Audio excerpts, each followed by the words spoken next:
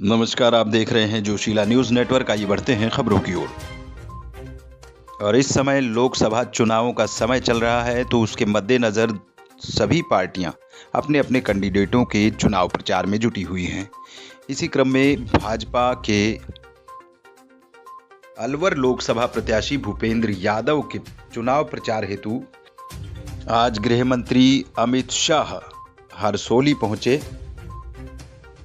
जहां अपने संबोधन में कांग्रेस पर जम के बरसे। कहा कि पीएम नरेंद्र मोदी ने बेटी बचाओ बेटी पढ़ाओ अभियान भी हाथ में लिया है। मोदी कहते हैं बेटी बचाओ बेटी पढ़ाओ, और कांग्रेस का एक ही नारा लेकर चली है कि बेटा बचाओ और पीएम बनाओ। वहीं ईआरसीपी को भी मोदी की गारंटी बताया। साथ ही कहा कि ईआरसीपी प्रोजेक्ट अलवर में आएगा और पूरे अलवर में प्रोजेक्ट से अलवर को पानी नहीं मिलेगा, बल्कि हर घर, हर गांव, हर ढाणी, हर घर तक पानी पहुंचाना हमारी जिम्मेदारी है। देखे पक्की है या कच्ची, देखे या नहीं देखे भाई, क्या लोग देखे या नहीं देखे। तो 150-200 रुपए की मटकी को टकोरा लगाते हैं। लोकसभा में प्रत्याशी भेजना है, टकोरा लगाकर भेजना। भाइयों बहनों, ये मटकी को, ये भूपेंद्र जी को, ये प्रत्याशी को टकोरा लगाने की जरूरत नहीं है। मैं आपको गारंटी देने आया हूं, एक क्षेत्र को भूपेंद्र यादव सबसे विकसित क्षेत्र बनाएंगे। भाइयों बहनों, मैंने उनको जब वो नाम में पढ़ रहे थे, शुभकामना के लिए फोन किया। बड़ा पक्का व्यापारी है, वैसे तो यादव है मगर बनियों से भी पक्का है। उसने मुझे कहा, भाई साहब, अब चुनने से पहले ही अपने मत क्षेत्र की चिंता करें। ऐसे लोगों को बहुत बड़े बहुमत से चुनकर भेजे। इस क्षेत्र को हरा भरा करने में इनकी बड़ी भूमिका रहने वाली है। भाइयों बहनों, ये चुनाव है मोदी जी को तीसरी बार प्रधानमंत्री बनाने। मोदी जी को तीसरी बार प्रधानमंत्री बनाना है। जब मैं कहता हूं तो फिर से ही नहीं कहता हूं। 10 साल में मोदी जी ने असंभव दिखते हुए कई सारे काम किए हैं।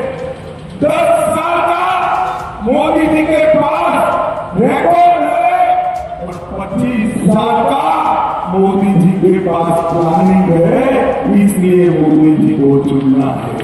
भाइयों बहनों, मुझे बताओ, मुझे एक बार आप लोग जोर से बताना, अयोध्या में राम मंदिर बनना चाहिए था या नहीं बनना चाहिए था?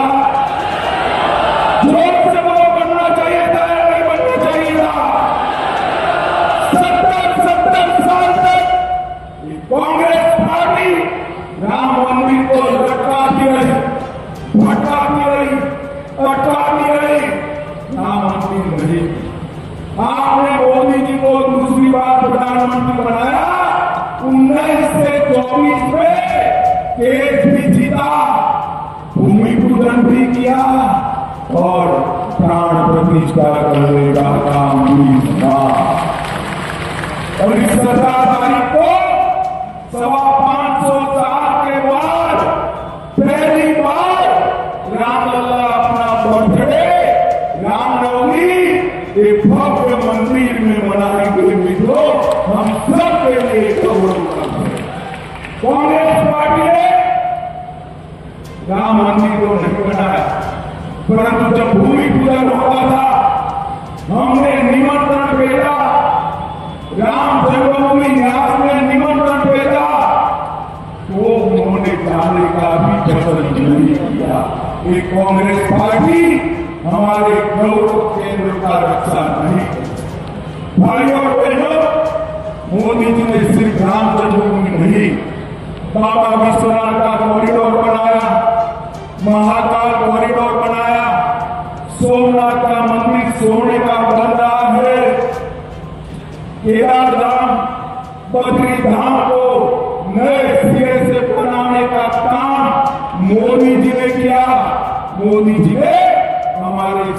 स्मशान बिंदुओं को ये 10 साल के अंदर पुनर्जीवित करने का काम किया।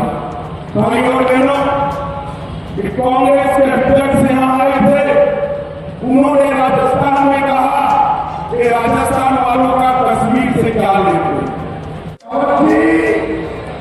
श्री संजय शर्मा जी, डॉक्टर जसवंत यादव जी, श्री लक्ष्मीकांत भारद्वाज जी, श्री संजय गरुड़ा जी, रोशन सैनी जी, उमेश भाया जी, श्री अशोक गुप्ता जी, डॉक्टर करण सिंह यादव जी और आज अलवर की सभा में आए हुए प्यारे भाइयों, बहनों, माताओं और मेरे जीवन के टुकड़े जैसे युवा मित्रों, आप सभी को नमस्कार।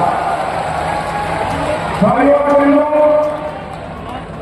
जब मैं यहाँ आया हूं तब सबसे पहले भगवान भरतुरी जी को नमन कर मेरी बात की शुरुआत करना चाहता हूं।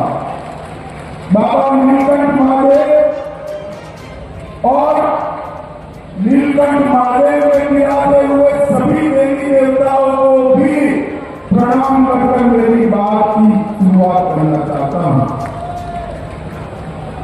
बाबा मोहनदास जी, श्री सीतादास जी, समदास जी और महाराज केदारनाथ जी को भी प्रणाम कर मेरी बात की शुरुआत करना चाहता हूं। मित्रों, आज मैं यहाँ आया हूं तब कुछ ही दिनों के बाद चुनाव होने वाला है और ये वीर भूमि, यहाँ के हर एक घर से वीर माताओं ने अपना बेटा देश की रक्षा करने के लिए भेजा है और यही के सपूतों ने देश को सुरक्षित करने के लिए भेजा है। भाइयों और बहनों, आज मैं इस वीर भूमि के महान योद्धा शिषपाल सिंह जी को भी प्रणाम कर मेरी बात की शुरुआत करना चाहता हूं। ये तो वीर भूमि है, इसके जवानों को और वीर माताओं को, वीरांगनाओं को मैं कहने आया हूं, 40 साल से कांग्रेस पार्टी ने वन रैंक वन पेंशन का वादा किया था इंदिरा जी के जमाने से, मगर उसको पूरा नहीं किया था। आज 2014 में मोदी जी को प्रधानमंत्री बनाया। मोदी जी ने 2015 में ही वन रैंक वन पेंशन का वादा पूरा कर सारे हमारे जवानों के परिवार का सम्मान करने का काम किया। मेरे मित्र और भाजपा के कद्दावर नेता भूपेंद्र यादव जी के प्रचार में मैं आया। भूपेंद्र जी, इन्होंने मेरे साथ संगठन में भी काम किया। मोदी जी ने बेटी बचाओ बेटी पढ़ाओ का अभियान किया। इसके कारण बेटियों के जन्म दर में भी वृद्धि हुई है और बेटियों की पढ़ाई लिखाई भी बढ़ी। परंतु कांग्रेस एक ही नारा लेकर चली। एक और मोदी जी कहते हैं बेटी बचाओ बेटी पढ़ाओ, कांग्रेस कहती है बेटा बचाओ पीएम बनाओ।